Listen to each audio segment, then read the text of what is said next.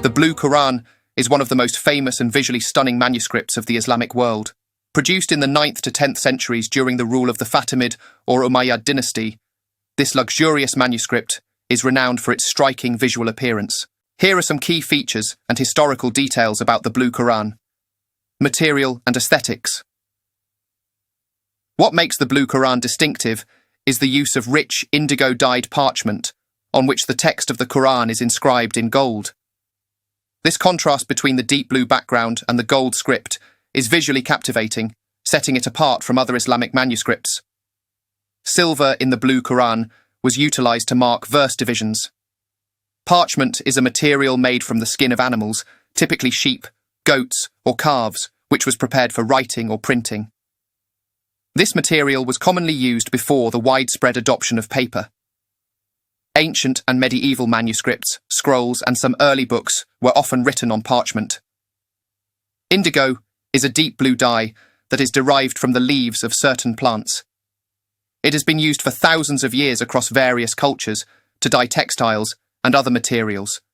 Gold and silver is applied using these steps. Leaf production. Both gold and silver can be processed into extremely thin sheets called leaves. This involves melting down the raw metal, casting it into thin ribbons, and then repeatedly hammering it until it's exceedingly thin. The resulting sheets are delicate and can easily tear. Application. Once the writing surface like parchment is prepared with a binding medium or mordant to make it slightly sticky in the shape of the desired letters or designs, the fragile gold or silver leaf is carefully lifted, often with special tools or brushes, and placed onto these prepared areas, pressing down. After placing the leaf onto the sticky areas, it is gently pressed down to ensure it adheres to the mordant beneath. Burnishing, or polishing with a smooth tool or stone, often follows this step, both to enhance the metal's shine and to further secure its bond to the parchment. Primary distinguishing feature. In the Blue Quran, the primary distinguishing feature is the gold Kufic script on blue indigo-dyed parchment. Silver in the Blue Quran was utilized to mark verse divisions. These silver roundels serve as visual indicators, separating individual verses, providing clarity and aiding in the reading of the text. The combination of the gold script for the main text and the silver markers for verse divisions creates a striking visual contrast and adds to the luxury and uniqueness of the manuscript. However, as is common with silver in ancient manuscripts, over time, the silver has tarnished in many places, turning black or dark. This can change the visual appearance of these markers, but they originally would have shone brightly against the blue background. Script.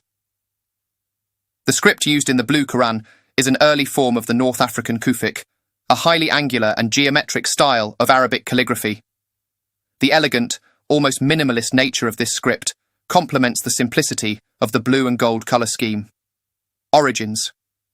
The exact origins of the Blue Quran are debated among scholars. It's thought to have been produced either in North Africa under the Fatimids or in Spain under the Umayyads. Its luxurious design suggests it was likely commissioned for a ruler or a significant institution. The Fatimid origin is one of the prominent theories regarding the creation of the Blue Quran. However, it's not the only one, and as of now, there isn't unanimous consensus on its exact provenance. Significance.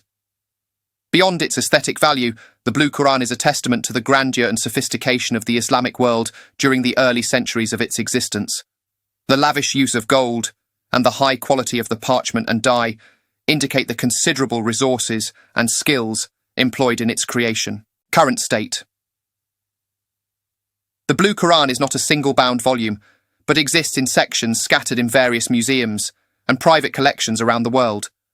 Some significant portions can be found in institutions such as the National Institute of Art and Archaeology in Tunis, the Metropolitan Museum of Art in New York, and the Museum of Islamic Art in Doha.